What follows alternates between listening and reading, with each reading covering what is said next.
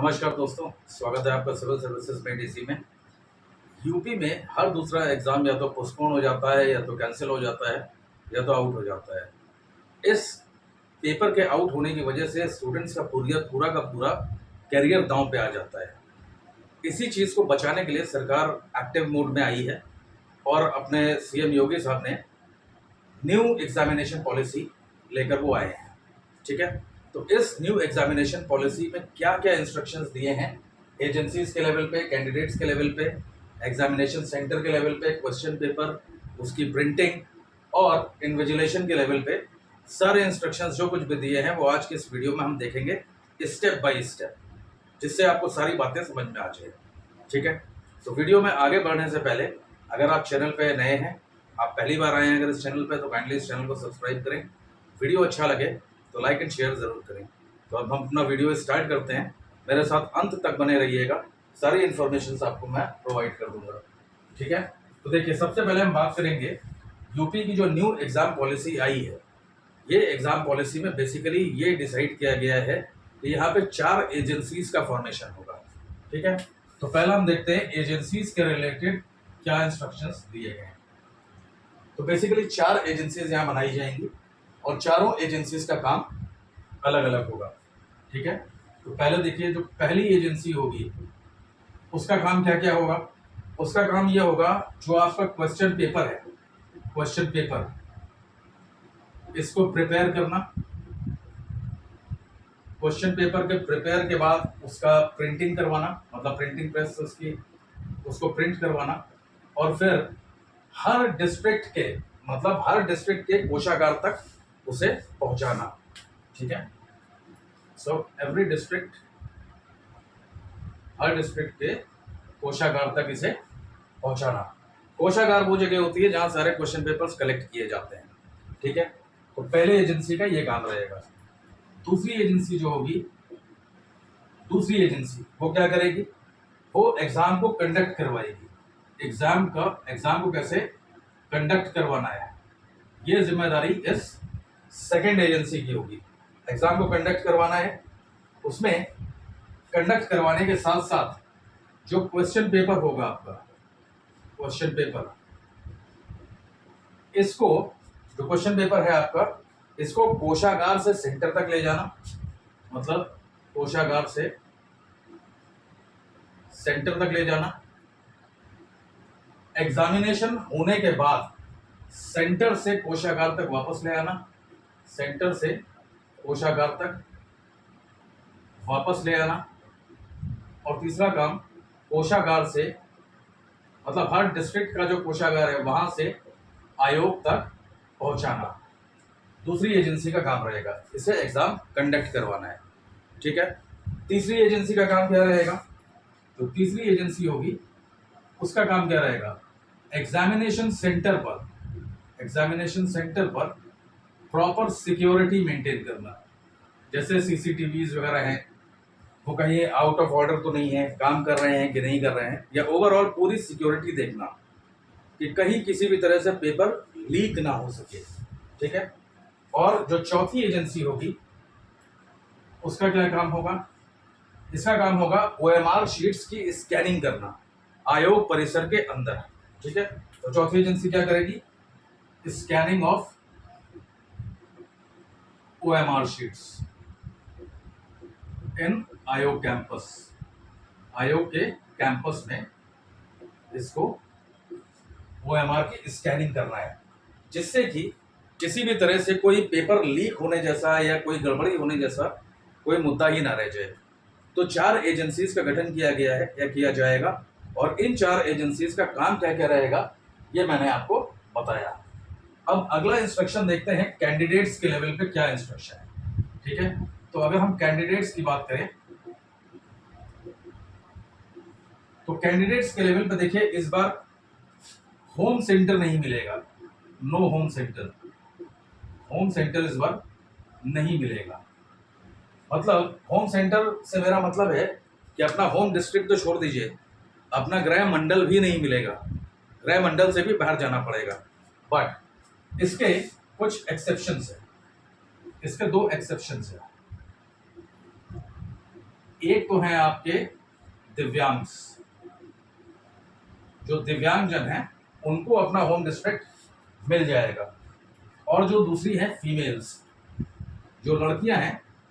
अब देखिए लड़कियों के केस में यहाँ दो चीजें हैं, इनको अपना होम डिस्ट्रिक्ट तो नहीं मिलेगा, मगर इनको अपना गृह मंडल मिल जाएगा। ठीक है, तो जो लड़कियां हैं उनको अपना होम डिस्ट्रिक्ट नहीं मिलेगा। तो इसमें क्या है, इनको सेम मंडल, अपना जो इनका मंडल है सेम मंडल तो मिल जाएगा, बट सेम डिस्ट्रिक्ट जो है वो नहीं मिलेगा, तो बट डिफरेंट डिस्ट्रिक्ट, दूसरे डिस्ट्रिक्ट में इनको जाना होगा। ठीक है, अब नेक्स्ट चीज यहां पे क्या है कि देखिए इस न्यू एग्जाम पॉलिसी में बताया गया है कि अगर कैंडिडेट्स की संख्या 4 लाख से ज्यादा है, अगर कैंडिडेट्स की संख्या 4 लाख से ज्यादा है तो एग्जाम 2 पालियों में करवाया जाएगा, 2 शिफ्ट्स में करवाया जाएगा। सेकंड चीज क्या है, इफ नंबर ऑफ कैंडिडेट्स, अगर कैंडिडेट्स की जो संख्या है ये 4 लाख से ज्यादा होगी तो एग्जाम कैसे होगा, एग्जाम 2 शिफ्ट्स में होगा, 2 शिफ्ट्स में होगा।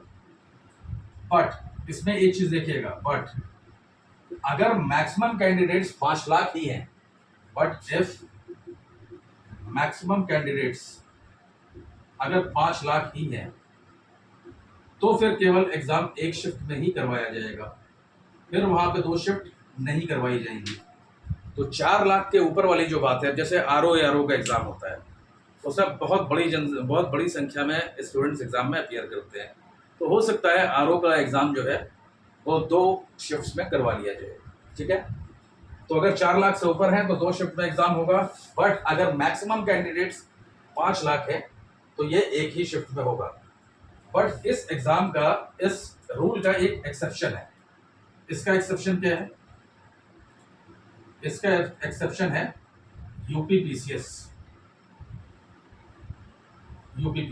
ये एग्जाम 2 शिफ्ट्स में नहीं करवाया जाएगा, ये एग्जाम 2 शिफ्ट्स में नहीं करवाया जाएगा, ये एक ही शिफ्ट में होगा, तो ये इसके लिए एक एक्सेप्शन हो गया। ठीक है, अब यहां पे एक चीज और देखिए कि रिजल्ट में करप्शन को रोकने के लिए इस बार इन्होंने एक बड़ा फैसला लिया है इस न्यू एग्जाम पॉलिसी में। जो रिजल्ट्स में कभी कभार करप्शन होता है या जो हो जाता है, तो उसको रोकने के लिए क्या है, इस बार जो OMR शीट्स की स्कैनिंग होगी वो आयोग के परिसर में ही होगी, आयोग के अंदर ही स्कैनिंग होगी, ये इन्होंने लिखा है। ठीक है, अब नेक्स्ट जो चीज़ है वो हमें देखनी है एग्जामिनेशन सेंटर के लेवल पे क्या क्या चेंजेस या क्या क्या इंस्ट्रक्शंस दिए गए हैं। ठीक है, तो अब आगे देखते हैं कि एग्जामिनेशन सेंटर पे क्या क्या दिए गए हैं इंस्ट्रक्शंस।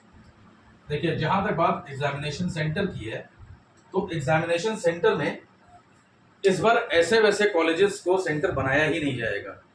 इसमें इन्होंने 2 कैटेगरीज डिफाइन कर दी है, कैटेगरी 1 और कैटेगरी 2। ठीक है, तो जो एग्जामिनेशन सेंटर इस बार बनना है ये 2 कैटेगरीज में है। जो पहली कैटेगरी है उसमें जो सेंटर्स बन सकते हैं वो गवर्नमेंट इंटर कॉलेजेस होंगे, गवर्नमेंट इंटर कॉलेजेस या डिग्री कॉलेजेस, और इसके साथ साथ जो डिस्ट्रिक्ट के इंजीनियरिंग कॉलेज हैं, इंजीनियरिंग कॉलेजेस या मेडिकल कॉलेजेस, ठीक है। तो जो पहली कैटेगरी है उसमें जो सेंटर्स बनाए जाएंगे वो गवर्नमेंट इंटर कॉलेज होंगे या गवर्नमेंट डिग्री कॉलेज होंगे या फिर उस पर्टिकुलर डिस्ट्रिक्ट का इंजीनियरिंग कॉलेज होगा या मेडिकल कॉलेज होगा। ठीक है, जो दूसरे कैटेगरी हैं जो सेंटर्स की, उसमें गवर्नमेंट के द्वारा जो एडेड कॉलेजेस होते हैं, एडेड कॉलेजेस, उनको सेंटर बनाया जाएगा। ठीक है, गवर्नमेंट द्वारा जो एडेड कॉलेजेस है। इस बार एक यहाँ पे इन्होंने एक स्टेप उठाया कि जो अनएडेड कॉलेजेस होते हैं, जो अनएडेड कॉलेजेस होते हैं उनको इस बार से सेंटर नहीं बनाया जाएगा। ठीक है, और ये जो सेंटर्स हैं, ये सेंटर्स जो है ये रैंडमली एलोकेट किए जाएंगे, मतलब पहले से कोई प्लानिंग नहीं रहेगी, इसे रैंडमली एलोकेट किया जाएगा इन सेंटर्स को, they will be randomly allocated. ये जो सेंटर्स हैं ये आपके रैंडमली एलोकेटेड होंगे, ठीक है। और इसमें एक चीज का इसमें इंस्ट्रक्शन दिया गया और वो बहुत अच्छी चीज है, ये जितने भी सेंटर्स होंगे, ये जितने भी सेंटर्स होंगे, ये रेलवे स्टेशन रेलवे स्टेशन से रेलवे स्टेशन या बस स्टेशन से बस स्टैंड से 10 किलोमीटर के रेडियस में ही होंगे, 10 किलोमीटर के रेडियस में होंगे ये सेंटर्स। और शहर की आबादी के बीचों बीच इन्हें होना होगा। जैसे पहले क्या होता था, सेंटर्स गांव गिराव में इधर उधर डाल दिए जाते थे जो शहर से बहुत दूर होते थे, तो वहां पे क्या होता था, पेपर लीक होने के चांसेस बढ़ जाते थे, चीज़ें बिगड़ती थी, स्टूडेंट्स को भी पहुंचने में दिक्कत होती थी। तो इन सारी चीज़ों से बचने के लिए इन्होंने एक कंडीशन इस बार डाली है कि जो भी सेंटर्स होंगे वो बस स्टैंड या रेलवे स्टेशन से 10 किलोमीटर के रेडियस के अंदर ही होंगे, ठीक है। इतनी बात क्लियर हो गई। अब इसके बाद चलते हैं क्वेश्चन पेपर के ऊपर इन्होंने क्या इंस्ट्रक्शंस दिए हैं, ठीक है। क्वेश्चन पेपर, अगर हम क्वेश्चन पेपर की बात करें तो क्वेश्चन पेपर जो है ना, इस बार से जो भी क्वेश्चन पेपर्स आएंगे, एवरी पेज मतलब क्वेश्चन पेपर के हर एक पेज पे एक यूनिक क्यूआर कोड होगा, यूनिक क्यूआर कोड वहां पे होगा, या फिर एक यूनिक सीरियल नंबर होगा या यूनिक बार कोड होगा। यूनिक बार कोड हो सकता है, क्यूआर कोड हो सकता है, या यूनिक सीरियल नंबर होगा, ठीक है। तो इससे क्या होगा, अब जो पेपर्स आएंगे उसमें जो ABCD 4 सीरीज में क्वेश्चन पेपर्स आते थे, अब वो ABCD 4 सीरीज में नहीं होगा, क्योंकि उसके हर एक पेज पे एक यूनिक बार कोड होगा या फिर क्यूआर कोड होगा या एक यूनिक सीरियल नंबर होगा उसका, ठीक है। तो ये सारी चीजें हैं। और दूसरी चीज, जिस बॉक्स में क्वेश्चन पेपर आता है, जिस डब्बे में क्वेश्चन पेपर को लाया जाता है, वो इस बार टेम्पर प्रूफ होगा। Tamper proof multi layer packaging होगी उसमें। जो डिब्बे में आ रहा है वो कैसा होगा, टेम्पर प्रूफ होगा, tamper proof multi layer packaging होगी, मल्टी लेयर पैकेजिंग किया जाएगा उसका, जिससे कि क्वेश्चन पेपर कहीं से भी निकलने की कोई संभावना ना हो। अब इसके बाद एक इंस्ट्रक्शन ये है कि क्वेश्चन पेपर को प्रिपेयर करने के लिए, क्वेश्चन पेपर को बनाने के लिए जो भी है वो पर्याप्त टाइम यहाँ पे दिया जाएगा। मतलब कोई ऐसी जल्दीबाजी नहीं करी जाएगी कि क्वेश्चन पेपर तुरंत बनाइए तुरंत दीजिए। जो भी क्वेश्चन पेपर सेटर्स हैं उनको पर्याप्त टाइम दिया जाएगा। तो कहीं ना कहीं ये एक हिंट है कि कुछ क्वेश्चंस, कुछ जो एग्जाम्स हैं वो थोड़े से लेट भी हो सकते हैं। अब इसमें देखिए, जो RO का एग्जाम है या यूपी PCS का एग्जाम है, वो तो मुझे नहीं लगता कि लेट होगा, वो अपने टाइम पे ही होगा। बट जैसे यूपी पुलिस का या बाकी जो एग्जाम्स होते हैं उसमें हो सकता है थोड़ा सा लेट हो जाए चीज़ें, ठीक है। अब देखिए, जो भी क्वेश्चन पेपर होगा उसके 2 या ज़्यादा सेट्स बनाए जाएंगे, 2 और मोर सेट्स। ये किस लिए बनाए जाएंगे, ये इसलिए बनाए जाएंगे कि पेपर कहीं भी लीक होने से, लीक हो ही ना, तो 2 और मोर सेट्स क्वेश्चन पेपर के बनाए जाएंगे। और हर एक सेट, एवरी सेट, जितने भी सेट हैं, ये एक डिफरेंट एजेंसी के द्वारा प्रिपेयर करवाया जाएगा, प्रिंट करवाया जाएगा और लाया जाएगा, ठीक है। तो क्वेश्चन पेपर जो है वो किसी भी तरह से लीक होने का कोई चांस नहीं है, क्योंकि पहली चीज तो 2 या 2 से ज़्यादा सेट्स पे क्वेश्चन पेपर्स बनवाए जाएंगे, और दूसरी चीज हर एक सेट को एक डिफरेंट एजेंसी प्रिपेयर करेगी और एक डिफरेंट एजेंसी उसको प्रिंट करवाएगी, ठीक है।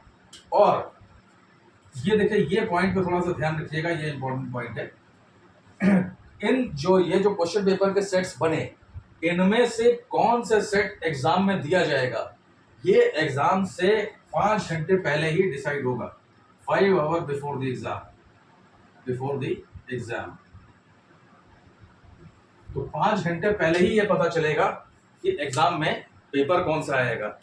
तो अब इसमें आप ये समझिए कि जो लोग भी, जब भी पेपर आउट होता है तो लोगों को एक रात पहले पेपर मिल जाता है और रात भर में उसे याद कर लेते हैं। बट अब आप ये समझिए कि अगर 5 घंटे पहले ये डिसाइड ही होगा कि कौन सा पेपर एग्जाम में आना है, तो फिर उसे याद करना तो लगभग इम्पॉसिबल ही हो गया। तो ये एक बहुत अच्छा स्टेप है जो आयोग ने इस बार लिया है, ठीक है। अब इसके बाद हमें देखना है कि क्वेश्चन पेपर की प्रिंटिंग से रिलेटेड क्या इंस्ट्रक्शंस दिए गए हैं, ठीक है, वो अभी देख रहे हैं। क्वेश्चन पेपर की प्रिंटिंग से रिलेटेड क्या इंस्ट्रक्शंस है।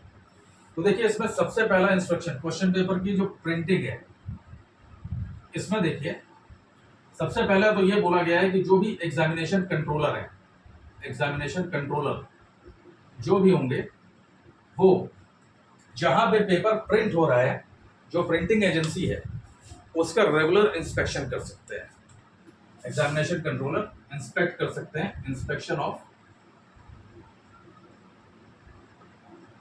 प्रिंटिंग एजेंसी, जो एजेंसी से प्रिंट करवा रही है उसे वो विजिट कर सकते हैं। एक्चुअली ये तो पहले भी होता था, इसमें कोई नई बात नहीं है। और दूसरा चीज यहाँ पे इन्होंने बताया है कि जो भी प्रिंटिंग प्रेस होगी उसमें बहुत ज्यादा सिक्योरिटी रखी जाएगी। सिक्योरिटी से मतलब ये है कि जैसे वहाँ पे मोबाइल्स और इलेक्ट्रॉनिक गैजेट्स अंदर लेके जाना अलाउड नहीं होगा, बाहरी आदमी वहाँ पे एंट्री ले ही नहीं सकता है। जो भी लोग अंदर जा रहे हैं उनके पास एक डेफिनेट आई कार्ड्स होने चाहिए। प्रिंटिंग प्रेस जो है उसके चारों तरफ सीसीटीवी कैमरे लगा दिए जाएंगे और वो सीसीटीवी कैमरे की जो फुटेजेस हैं वो स्टोर करी जाएंगी 1 साल के लिए। तो मतलब आप बाद में नहीं बोल सकते हैं कि ये गड़बड़ी हो गई, वो गड़बड़ी हो गई या कुछ मिसप्लेस हो गया, या आप नहीं बोल सकते हैं क्योंकि उसकी जो रिकॉर्डिंग है वो 1 साल तक रखी जाएगी, ठीक है। तो क्वेश्चन पेपर प्रिंटिंग से रिलेटेड ये सारी चीजें थी। अब यहाँ पे एक चीज और देखिए, OMR रिलेटेड जो इंस्ट्रक्शंस है, OMR रिलेटेड इंस्ट्रक्शंस में क्या बोला गया है कि जो भी OMR होंगे उनके 3 सेट्स बनाए जाएंगे, 3 सेट्स ऑफ OMR होंगे।